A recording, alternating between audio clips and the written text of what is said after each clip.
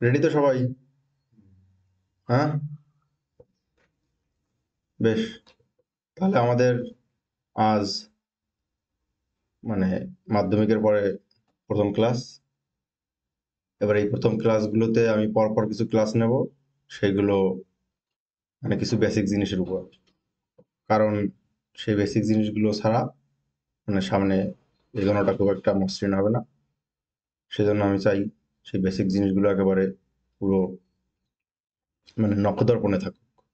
ওকে, এবার আজ প্রথমে আমরা শুরু করবো ওই দিয়ে সূচক, এক্সপোনেন্টস। এবার এক্সপোনেন্টস দিয়ে শুরু করব এবং পরপর পরপর অন্যান্য যে বেসিক জিনিসগুলো সেগুলো পরপর আমি শেখাতে থাকবো। এবার আজকে আমরা শুরু করবো এক্সপোনেন্টস দিয়ে। মনে আছে এক্সপোনেন্টস কি বা সূচক কি?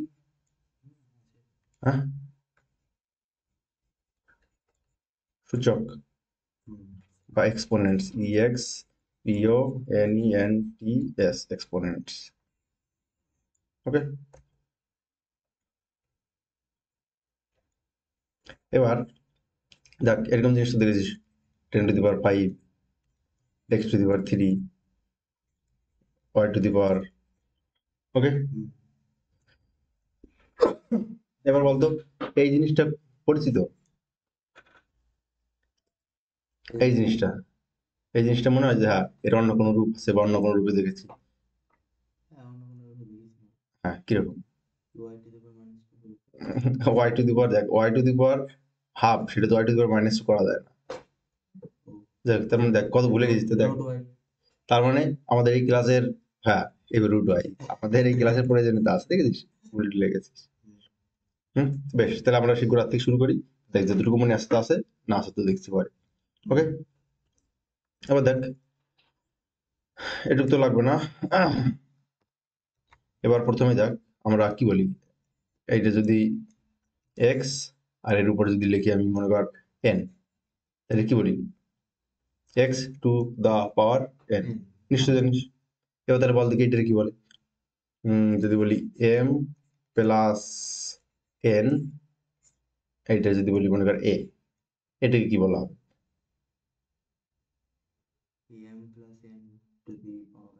হ্যাঁ, না, এবার এখানে এটার সমস্যা, এটা বলবো m+n whole to the power a। এবার এই হোল কথাটা না বললে হবে না। তুই যদি বলিস m+n⁴ যদি বলিস m+n⁴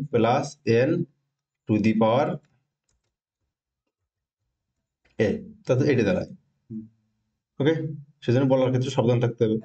আর মানে স্যার বললো, স্যার বললে এটা বললো তুই বুঝতেই পারলি না কি বললো। ওকে, সেজন্য জানাটা জরুরি। ক্লিয়ার? এবার দেখ পরবর্তীতে কিছু কিছু জিনিস আছে, যেমন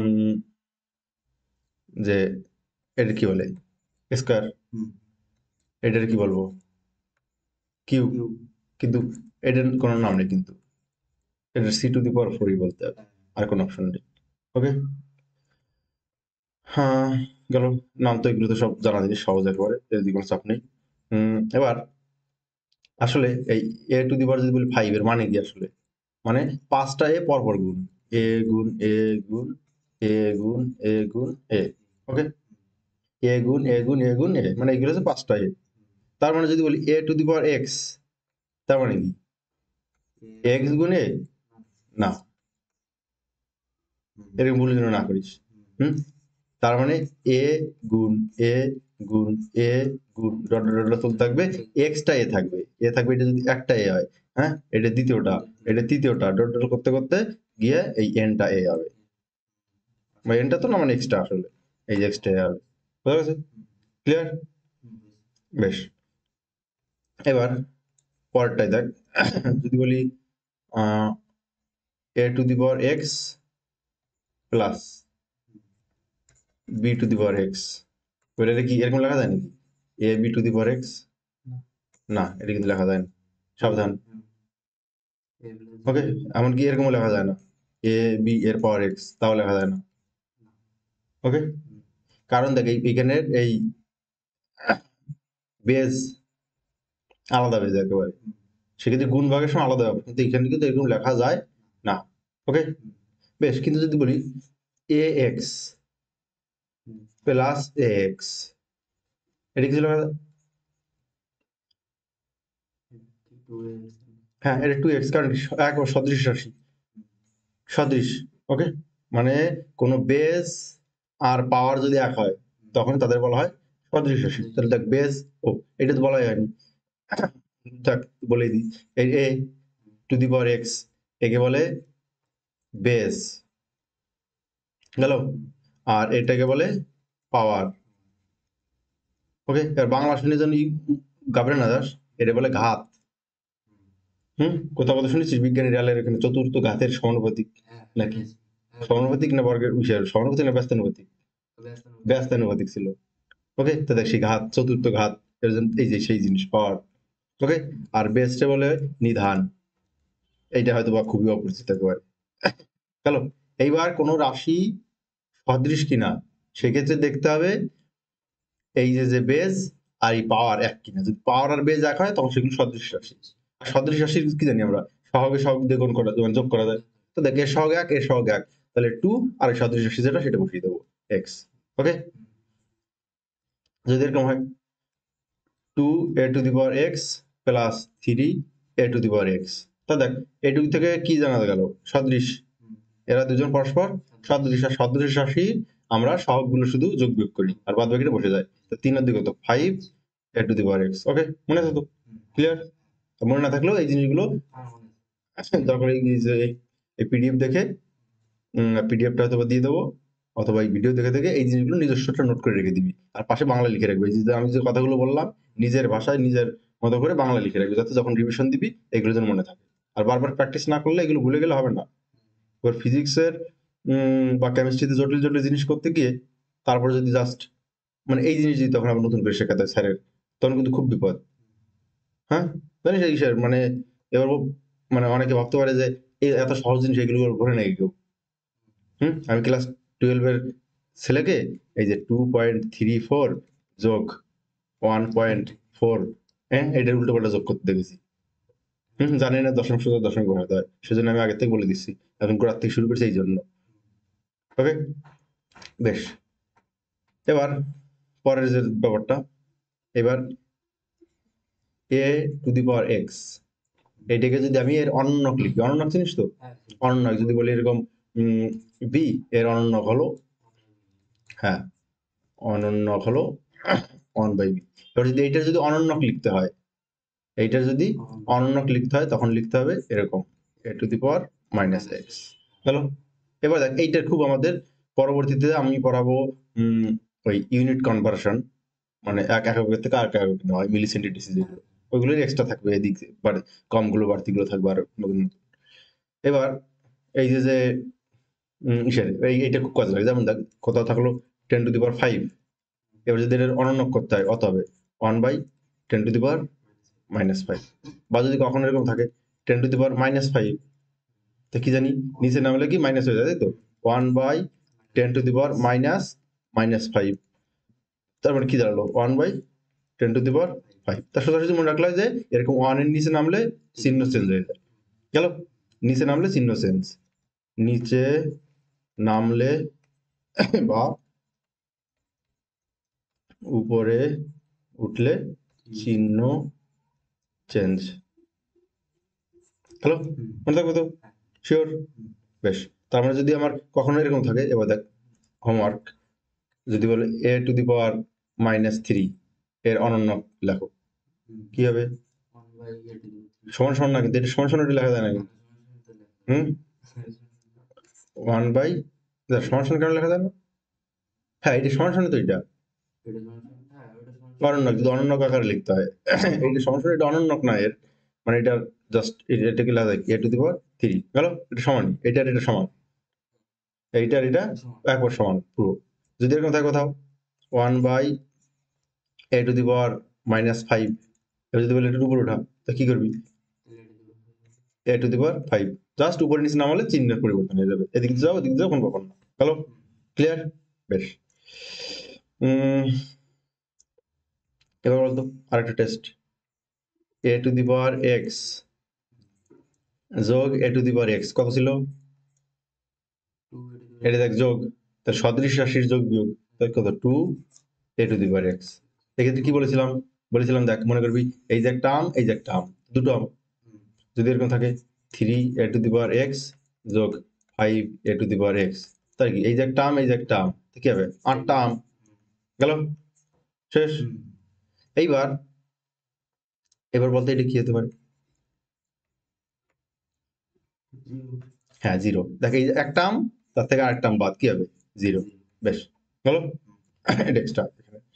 এবার নেক্সট, এইবার দেখ একটা বেসিক দারুণ নিয়ম সবাই জানে, এ টু দি পাওয়ার এক্স যোগ এ টু দি পাওয়ার ওয়াই, এটি কিন্তু আর কিছু করা যায় না, এটা আর কিছুই করা যায় না, বুঝা গেছে? কারণ যোগ বিয়োগের সময় কি সদৃশ পদ লাগবে, তো সদৃশই না। সদৃশ কি হবে? সদৃশ হতে গেলে কি লাগবে? বেস সহগ যা থাকে থাকুক, বেস আর পাওয়ার এক হতে হবে। তো দেখের বেস তো এক কিন্তু পাওয়ার তো এক না, তার মানে কি এটা সদৃশ না।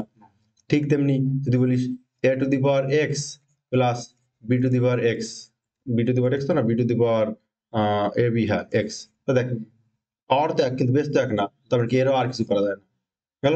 কিন্তু গুণ ভাগে কোনো ব্যাপার নেই, গুণ ভাগে দেখি কি করা যায়। দেখ এ টু দি পাওয়ার এক্স গুণ a to the power Y, এর কি করা যায়?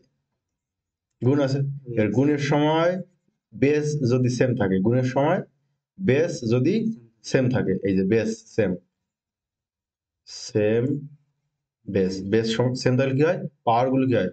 যোগ হয়, পাওয়ার গুলো যোগ হয়, তাহলে এ টু দি পাওয়ার এক্স যোগ ওয়াই, গেল।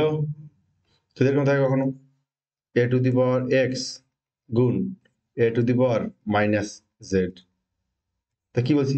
যোগ হয় পাওয়ার গুলো, গুণের সময় পাওয়ার গুলো যোগ হয়, তাহলে এ এক্স যোগ মাইনাস জেড, তার মানে কি লেখা যায়? A to the power x minus z. এটা তো মনে মনে ক্যালকুলেশন করা যায়, মাঝখানে এই লেনদেনটা করা না লাগে, গেল। তার মানে এখানে এই ব্যাপারটা বোঝা গেল। এর ভাগের সময় কি হয় দেখতে দেখি তাহলে। ভাগের সময় জাস্ট বিয়োগ হয়। যদি বলি এ টু দি পাওয়ার এক্স ভাগ এরকম থাকুক আর যেমনই থাকুক, এ টু দি পাওয়ার ওয়াই কি হবে? A to the power x বিয়োগ ওয়াই। যদি এরকম এটা যদি এই রূপে থাকে একই জিনিস, a to the power x by a to the power y কি হবে? এ টু দি পাওয়ার সেই একই জিনিস এক্স বিয়োগ ওয়াই, গেল। দেখ যদি এরকম থাকে a to the power x ভাগ a to the power minus z, তাহলে কি বিয়োগ হবে? A to the power x বিয়োগ মাইনাস জেড, যা জেড বিয়োগ হবে, minus minus plus a to the power x plus z, গেল। তাকে এটা যদি এইভাবে থাকতো এ টু দি পাওয়ার এক্স ভাগ a to the power minus z, তাই দুইভাবে করতে পারতাম, এইভাবে তো করতেই পারতাম, এটা ভাগ এটা তো বিয়োগ। আরেকবার করা যায়, আরেকভাবে করা যায়। দেখ যদি বলি এইটিকে আমি উপর উঠাবো, তাহলে কি উপরে উঠালে কি চিহ্ন পাল্টে যাবে? এ টু দি পাওয়ার এক্স উপরে গুণ হয়ে গেল এ টু দি পাওয়ার জেড, তাহলে চিহ্ন চেঞ্জ হবে। এবার কি লেখা যায়? A to the power x plus z, দেখ সেম জিনিস। এবার কখন কোন সময় লাগবে কোন ভাবে কেউ জানে না, ওকে, শেষের তখন সেইভাবে লাগবে। এবার পরের একটা জিনিস বলতো, ওয়ান এর পাওয়ার এক্স কত হবে? হুম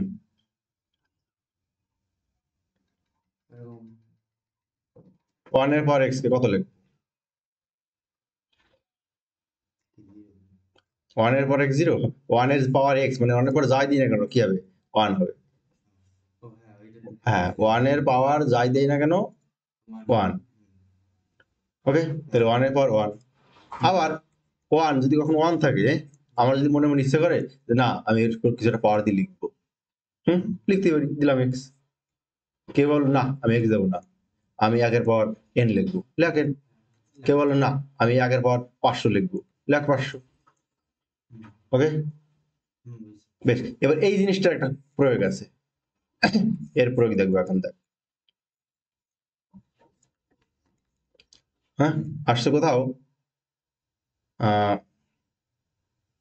এর প্রয়োগ কোথায়? 1-এর পাওয়ার 500, তাই তো? হ্যাঁ বেশ, এবার যদি মনে করো কোথায় আসছে 1-এর পাওয়ার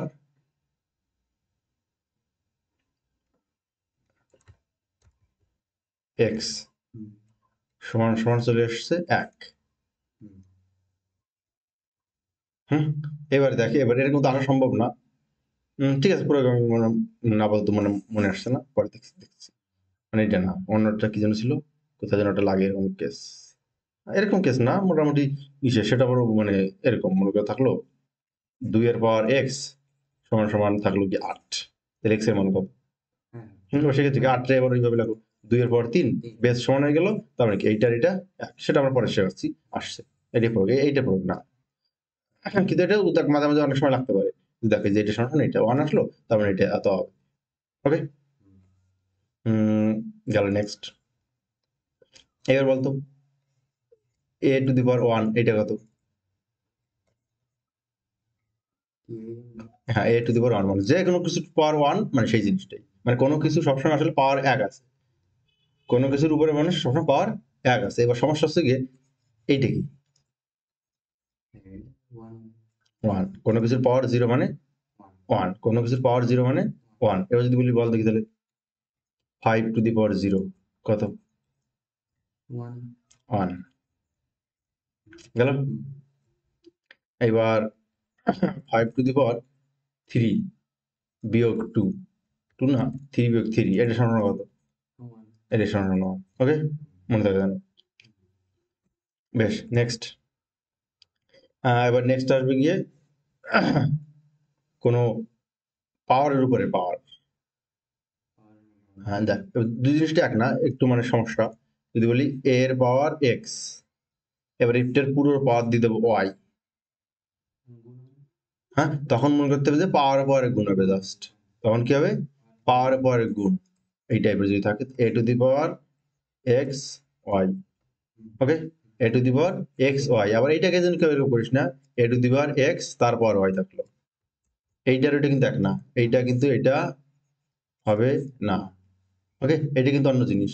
এইটা এরকম দেখ, এটা কিরকম উদাহরণ দিই, এটার উদাহরণ 2⁵ তার স্কোয়ার। এবার দেখ 2⁵ মানে কত? 8, তার স্কোয়ার তার মানে কত? 64। দেখি আমাদের ওই সিস্টেম হয় কিনা।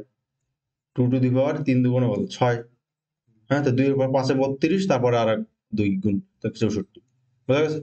তার মানে এরকম যদি পাওয়ারের উপর এই পুরো ব্র্যাকেট দেওয়ার পাওয়ার থাকে, তখন বুঝতে পাওয়ার পাওয়ার কি হয়? গুণ হয়। ওকে, এইবার তাহলে দেখ এইটারই একটা দারুণ জিনিস, a⁴x এর পাওয়ার আছে y, এটা সরাসরি কি লিখবো? a⁴xy। আবার a⁴y তার পাওয়ার আছে x, এটা কি লিখবো? a⁴xy। তার মানে কি এই দুটো পরস্পর লেখা যায়? হ্যাঁ, তার মানে এরকম লেখা যায়। তার মানে কি, যদি এরকম ব্র্যাকেটের উপর পাওয়ার থাকে, তার পাওয়ার কি পরস্পর এক্সচেঞ্জ করা যায়, যদি কখনো লাগে আমি পাওয়ার এক্সচেঞ্জ করে নিতে পারি। তাহলে কি a⁴x পুরো ব্র্যাকেট দিয়ে y সমান সমান লিখতে পারি a⁴y পুরো ব্র্যাকেট দিয়ে x। ক্লিয়ার? মনে থাকবে তো?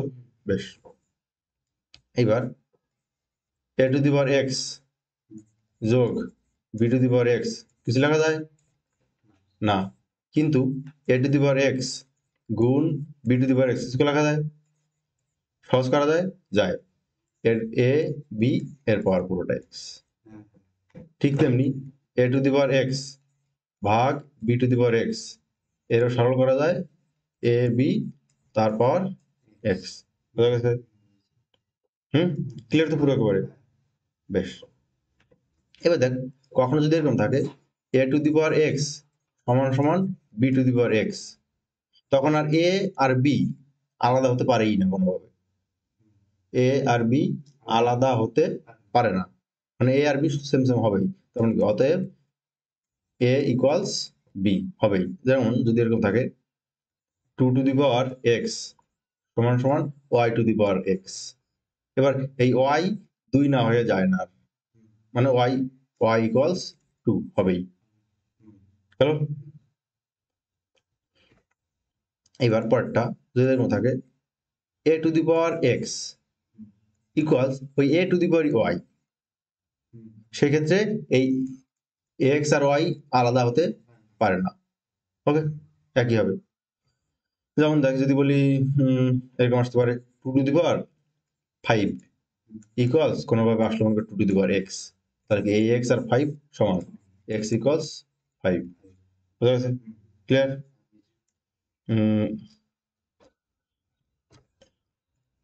এবার দেখ আরেকটা জিনিস খুব কাজে লাগে, যদি এরকম থাকে a to the power x সমান সমান b to the power y, তখন এদের ভিতরে কোনো সম্পর্কই নেই। এ নট ইকুয়ালস বি আবার x not equals y. Okay, বেশ। এবার এটার খুব ব্যবহার আছে, যদি এরকম থাকে one b to the power x, এটাকে যদি আমি ভাবি যে দুটোর মিলে টিলে একসাথে লিখি, এটার প্রয়োগটা থাকবে। দেখ তাহলে কি লিখতে পারি, এবার আমি ওয়ানের পর এক্স লিখতে পারি, ওই তখন বলছিলাম না প্রয়োগ, এই যে প্রয়োগটা থাকে ওয়ানকে আমি ওয়ানের পর এক্স লিখতে পারি এমনি, তার b to the power x আছে। আরেকটা দেখলাম যে ভাগ থাকলে কি দুটোর একসাথে লেখা যায়, তাহলে ওয়ান বাই বি তারপর এক্স। ক্লিয়ার? ওকে, এবার এইটা দেখ, এইটার আমার অনেকটা ক্ষেত্রে অনেক সময় আমার কাজে লাগবে। ওকে, যেমন যদি এরকম থাকে মনে কর one by b to the power x সমান সমান পাওয়া গেল মনে কর বি এর পাওয়ার থ্রি। এবার কি করবো, এবার যদি আমি চাই এক্স এর মান বের করবো, তো দেখ এখান থেকে কি লিখলাম ওয়ান বাই বি, এক্স এর মান বের করা যাবে, এক্স এর মান তো বের করা যাবে না, এখানে যদি থাকে দেখিনি, হ্যাঁ তাহলে ওয়ান বাই বি এটার মনে করে এরকম আছে, এরকম চলে আসছে আমার করতে, তখন আমি এক্স এর মান বের করবো। এখন তো মনে হবে যে এইভাবে কিভাবে করবো, দেখ এবার এখানে ওয়ান বাই বি তারপর এই এক্স ওয়ান বাই বি গেল, তাহলে কি এক্স সমান সমান থ্রি। ওকে, এবার দেখে অন্য একটা সিস্টেম থাকতে পারে, এইটার থেকে আমি যদি অন্যভাবে করবো, এখানে এখানে আমার নামানো তো যায় নিচে one by b to the power x equals one by b to the power three. এইভাবে করা যায়, যদি উল্টোটা করা যায়, যদি এখান থেকে যদি পুরোটা লেখা যায় পুরোটার থেকে তো এটাও করা যেতে পারে, করলাম। এবার এটার উল্টাবো এটার উল্টাবো, মানে দুই পাশে অনন্য করবো, তো দুই পাশে অনন্য করলে এখান থেকে কি আসবে b to the power x b to the power three, তাহলে এক্স ইকুয়ালস থ্রি, যে কোনো ভাবে করা যেতে পারে। ক্লিয়ার? বেশ। এবার দেখ এবার এই সূচকের এই ব্যাপারগুলোই আমাদের এখন মানে পরবর্তী ধাপে আস্তে আস্তে আস্তে আস্তে লাভ থাকবে। ক্লিয়ার? কোন ব্যাপার না? বেশ, তাহলে আমাদের এই ইসের যে সূচকের ক্লাসটা, এই সূচকের ক্লাসটা এখানে থাকুক। এর এর বেশি আর লাগবে না কিছু, এর বিষয়ে যেগুলো এর থেকে মানে একটু বেসিক জিনিস একটু জানলে হবে, পরবর্তীতে যখন যদি এর থেকে এক্সট্রা কিছু লাগে তখন সেই ক্ষেত্রে যা যা শেখানো হবে। বেশ, থ্যাংক ইউ।